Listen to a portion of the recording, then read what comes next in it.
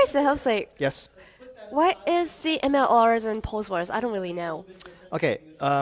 Let me begin by defining pause words. Okay. What are pause words in that sense? But they're not probably that difficult for you to understand. In English, pause words are things like or A lot of people would say things like and things like that. Oh, like a filler verse? Basically, filler words, pause words. There are lots of ways to be able to say that sort of thing. In Japanese, you would say eto, ano. Really important words, actually, in my opinion, to really get you to your fluency. And if you don't have them, it really does hinder your fluency. And understanding them will bring you to an understanding about what an MLR is. Wait, Jose. Yes. Look at the video. I think you don't like collecting grammar, right? Well, But like at this point, you correct the grammar actually. yes, you're So you right. didn't like it. Well, Why did you okay. do that? Okay, let me explain. If I have to choose what is most important, okay, I would probably say that I don't like teaching grammar. Okay, so I'll just make that very clear. I'll say that right here on the microphone. I don't like teaching grammar if I'm teaching fluency. Okay? If I'm teaching grammar, of course I'm teaching grammar. There's all kinds of things in grammar that have to be learned. But this is a fluency class. Why did But you do that? even in a fluency class, there is a certain level of grammar that has to be taught. I see. Like what?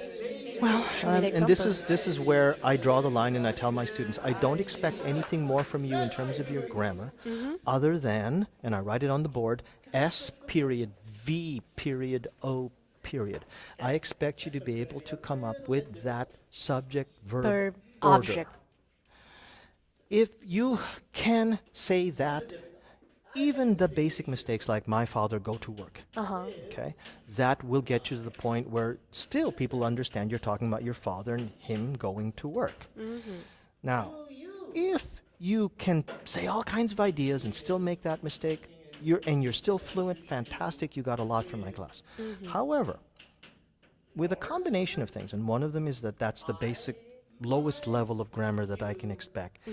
And my students expect, even in my class, even if they've been in my class a few weeks, that grammar is something important. And I don't want to completely betray that idea that grammar is completely unimportant, because some students can misunderstand that. That's true. And with these kids, they still do make that mistake. They say, my father go to work, even though they know better. They still make that mistake. Yeah, right. That's something that, and I think I said this in our first conversation, we were talking about questions, that's something that has to be internalized. Yeah. If you still hear yourself making that mistake, one of two things will happen. It will become concrete in your head that your father go to work.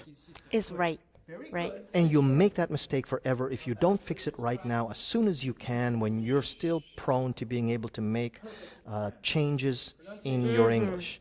Or two, okay, you're going to say, oh, I make that mistake too much, and you're going to become shy and withdrawn in your English, and you're going to stop speaking. So it has to be addressed for two reasons. One, you want people to speak more. Two, you want them to speak correctly. Now, I'm not going to correct you when you make a very, very subtle difference in choice between the relative pronoun that, or the relative pronoun what, or the relative pronoun which, or the relative pronoun what. I could waste so much more time on so many more important things besides that. But for the basic and fundamental words. Yes, exactly. So there's a level, there's a line that you have to draw, and in that case, when somebody's making a mistake with things like my father go to work, then I'm going to correct it. I see. Okay, but that was a good question. Thank you for asking. you. I think a lot of people will figure that out. So, Yeah, what was so it? what is the Yeah, meaning pause of words. MLRs? Pause words. So pause Okay, words, pause words. everybody understands pause words. Yeah. MLRs is That's I have never heard of it before. well, that's not strange, because it's a very technical term. It's something that teachers and researchers in language and fluency specifically use to talk about. So what does it mean? Okay, first let me define MLR. M means mean, M-E-A-N, mean. L is length, and R is run. So mean length runs. So the S goes on to the runs. So it talks about mean length runs. And a mean length run, well, first the word mean, the meaning of that word is basically the same as average. So the average length of run, and in this case run means how many words you can say at a fluent speed, at fluent pronunciation, without having to stop or use a pause word. So they're both related to each other. If you use if you use any pause word, technically you've interrupted a mean length run. So if you say something like, "So I went to the store yesterday," I could count only, "So I went to the store." That's 6 words. Because you use Right after store, right before yesterday. Or if I was to say something like, "So I went to the store yesterday," that becomes, "So I went to the," that's 5 words. That's a 5-word mean length run. Anytime you stop, anytime you use any kind of pause word or any kind of second language word in that target language, you're interrupting your mean length run. Let me ask you one question. Go. What do you think is the average MLRs of Japanese students? Okay, now it depends on their level. But first let me define the average mean length run for a native speaker. An average native speaker will be somewhere in the range of about 12 to 15 words. 12 to 15. Which is basically a long sentence. Yeah, that's kind of long. That's kind of long, okay? Now, if that native speaker is a professional speaker, like a teacher or a lecturer, if you're concentrating, if you've got a speech that's set out in your head, and especially if you've memorized a speech, that mean length run is over uncountable. like 20? Uncountable. Well, wow. because if you've memorized a speech, you've memorized everything about the speech. Oh, you've yeah. memorized If you memorize it, that's fine. Right. Like, then if you naturally speak. Right. In a natural conversation. Would it be over 20? Oh, me? Talking about me? Oh, over 30, 20? If I naturally spoke with a friend, I probably too would be around 12 or 15 words. Okay. If I wanted to specifically concentrate for the moment and make a really long mean length run, I could do it because I'm literally a professional speaker. I literally do this for a living. Yes. But the average native speaker in most languages is about 12 to 15 words. Okay. But the average for these kids, it's really interesting. The average for these kids, I would have to go look up in the corpus, and unfortunately, we did this conversation without me looking it up. The corpus is Bob's entire body of data that he did when he took a stopwatch and a counter and measured the way these kids speak. Can be anywhere from around 3 words to 7 words. 3 words. Wait, really? 3 words. Until they stop or... Wow. Because you've heard some students speak like this. "I want to become..." A doctor or something. Right. Exactly. That's not an unusual speaking style, right? Right. That's how people speak. That would be a mean length run rate of about 3.2 words. That's true. Wow. So when you get up to about 8 words, you're approaching pretty high level speaking skill. You, when I first met you, before you had taken the bulk of this class in your first year, I would probably say your MLR was probably about 8 or 9. Probably, I think so. And probably now it's at about 10, maybe 11 or 12. You can go longer, but you can go shorter because you... Unfortunately, what happened with you, Haruka, is that with you... What happened to me? Okay. Your initial problem was that you would stop. Okay? But now your problem with your mean length run is that you're not stopping, but you're using too many filler words. That's so true. I actually knew that. Especially after I came back from America. But what happened to you is what I'm actually trying to encourage these kids to do. So if you watch, I think at a certain point in this video, I'm actually going to show them, okay, this is how you use the word And I put it between I and lived. I lived in Hong Kong when I was 5. And a lot of teachers will look at me, and they have told me quite sincerely, "Why do you teach that, Jose? We're trying our best to take that out of their language." I see. So consciously, I'm you consciously try to make them use the words, right? Right. Because whether those teachers know it or not, these kids don't have the capacity to speak a long enough MLR that those filler words matter. Yeah, I totally agree with that. And at a certain point, putting in filler words actually helps your MLR. It actually makes you speak longer. If you can say, "I lived in Hong Kong when I was 5," And there are two ways to measure MLRs. I should sort of back up. There's, I always forget which is which, but speaking rate A, or speaking rate, which is how you measure an MLR. Two types? There are two types. There's speaking rate A and speaking rate B. Speaking rate A is your speaking rate, so the number of words per minute that you can speak without, with all of your filler words and pause words. Oh, so you can say like, right. And you can stop as long as you want. But if you stop, of course, your speaking rate will go down. But it's the number of words that you can speak in a minute. The number of the words, okay. In a minute. So it's not whether you stop or not, okay?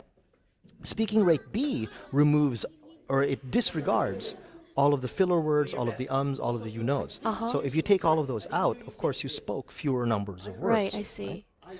So what I'm first trying to do is raise the speaking rate, because with most of these kids, their speaking rate is something about 30 or 40 words per minute. Wait, in a minute? In a minute.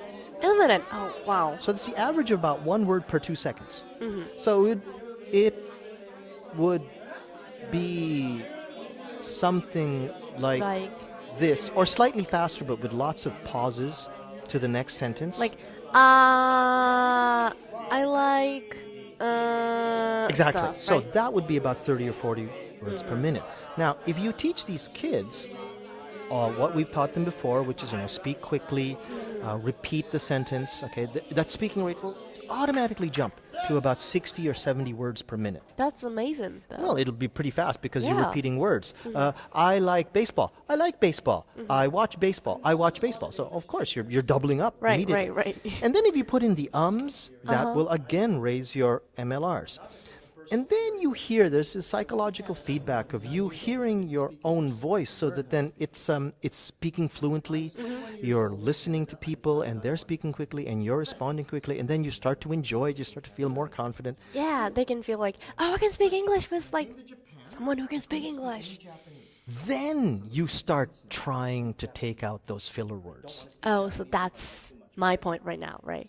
Yes. First you get fluency. And you do every dirty trick you can to achieve fluency. It's a dirty trick. It's not, look, Dirty trick. If I could say which one is a more beautiful way to speak, it would be to speak with fewer pause words. But if you're talking about a speech or a debate, it should be with no pause words.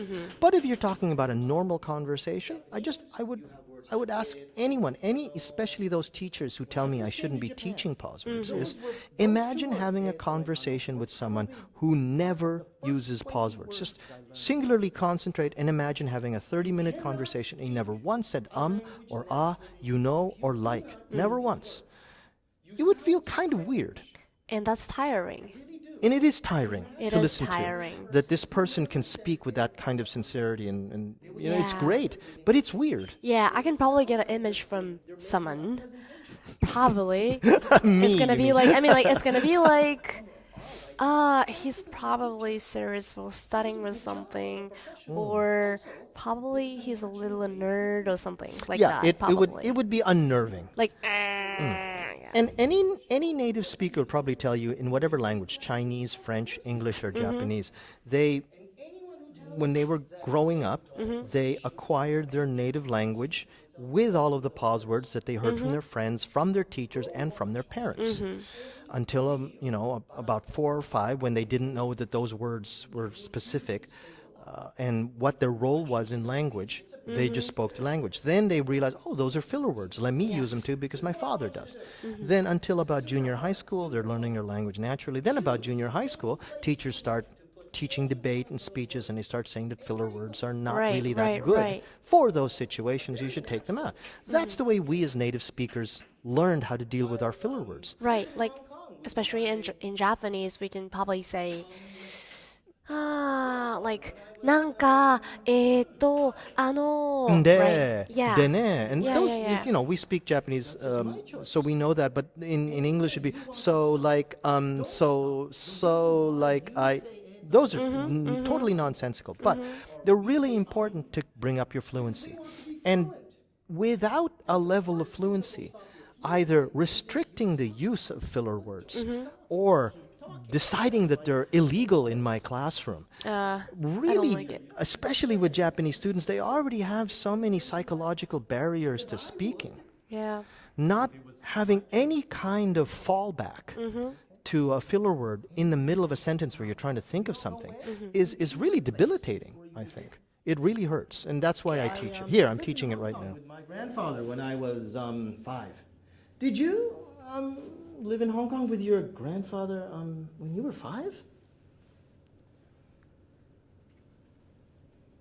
You live in Hong She's Kong. trying really hard, and it's really hard to do. Yeah. It would probably be easier for her to just go straight across the same sentence without any of those ums. Yeah, for someone who have never used the filler words. When did you start? When did you start using filler words? Did you find that was about the same time that you started speaking really quickly? I lived in Hong Let's Kong see. with my grandfather. Until I graduated from high school, I would say I didn't really use the filler words a lot. You didn't. I didn't, I think. Okay. Because first of all, I didn't really need to speak in English because I literally have no friends who can speak English like me, and like I can, chat in Japanese. Absolutely, that's fine. But after when did I? Well, you came to me in October of your Yeah. first year, so you had already had Did a I use semester. the filler words I then? honestly can't remember. All I remember is that you were coming close to native fluency, that you were speaking at about maybe 90, 100 words per minute, Oh, which is really? approaching Was I? native fluency. However, you were doing a lot of stops. So I'm using the very, very basic definition, my personal definition of fluency is words per minute. If I was to become more specific, you did have a lot of stops, but I don't remember you using a lot of filler words. Not until about your second year and you started, I think, shadow talking. I think so. Yeah. Yeah.